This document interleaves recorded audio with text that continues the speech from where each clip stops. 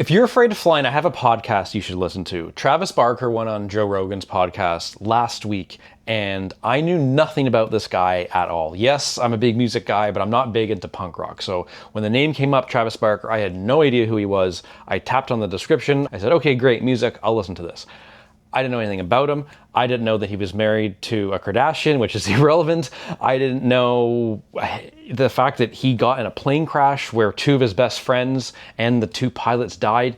This guy came out of this plane crash, burned, I think, about 70% of his body, needed approximately 30 surgeries.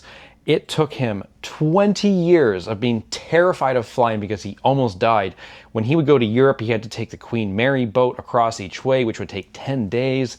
It was crazy. But the point is, after 20 years of obviously being mortified of this experience, he finally was able to overcome his fear of flying, and he is now flying again. So if you're afraid of flying, I get it. I'm not afraid of flying, but I think it's a very rational fear. However, I think that if you listen to his story and just listen to how he overcame this fear, I think you can overcome that fear too. So whether you like Travis Barker or you don't, or you like Joe Rogan or you don't, it's honestly completely irrelevant.